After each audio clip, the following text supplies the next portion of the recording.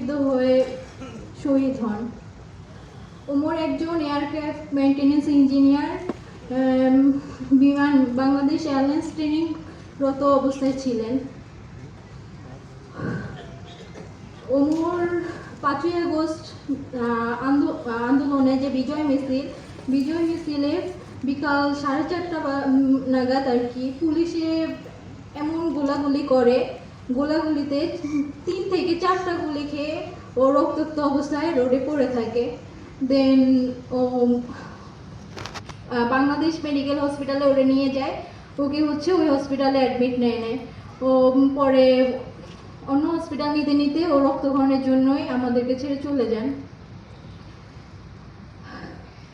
আমার এই যে আজকে গণসংহতি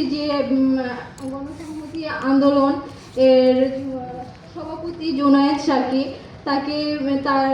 আমি ধন্যবাদ জানাচ্ছি এবং যারা আরো আছেন তাদের সবাইকে। তার সাথে আমাদের শহীদ পরিবার এবং আহত পরিবার এখানে উপস্থিত আছে, তাদেরকেও আমার পক্ষ থেকে ধন্যবাদ। সরকার এখন অবধি আমাদেরকে নিয়ে কটূক ভাবছেন।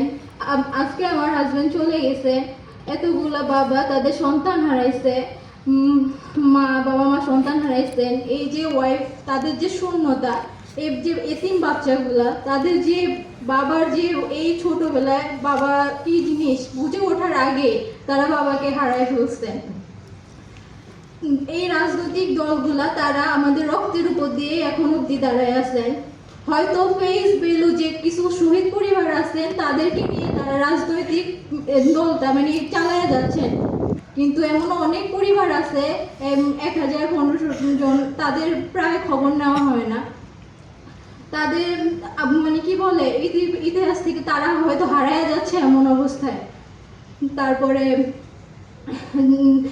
আমাদেরকে যে জুলাই সনদ দেওয়ার কথা ছিল সেটা এখনো অবধি ওরা সরকার দিবে বলে এখনো অবধি দেয় নাই। জুলাই মাস চলে আসছে, জুলাই তো চলে আসছে, সেই কালো অধ্যায় যেটা আমাদের জীবনে এমন একটা অন্ধকার নেমে আসছিল। জুলাই ঠিকই চলে আসছে, কিন্তু আমাদের জীবনে আমাদের ওই শহীদগুলো ফেরত আসে নাই। যারা চিরস্থায়ীভাবে অঙ্গহানি হয়েছে তারাও কিন্তু তাদের সেই অঙ্গগুলো ঠিক করে তারপরে তারা স্বাভাবিক জীবনে ফিরে যেতে পারতেছে না। তাহলে সরকার আমাদের জন্য কটূক করতেছে না, একটা বিচার করছে না, আমাদেরকে ঠিকঠাকভাবে খোঁজ খবর নিতেছেন। জাস্ট রাজনৈতিক দল নিয়ে তারা বিজি, তাদেরকে আমাদের পাশে ঠিক সময় পায় না কখনো। তো আমার আমাদের এমনভাবে আমাদের পক্ষ থেকে একটাই কথা যে বিচার করা হোক, এমনভাবে বিচার করুক যাতে প্রয়োজন বা সারা বিশ্ব মনে রাখে এই যে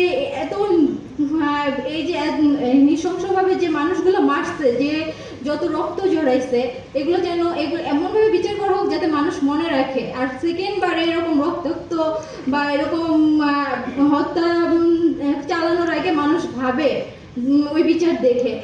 সো আপনাদের কাছে আমার এটাই অনুরোধ। আসসালামু আলাইকুম।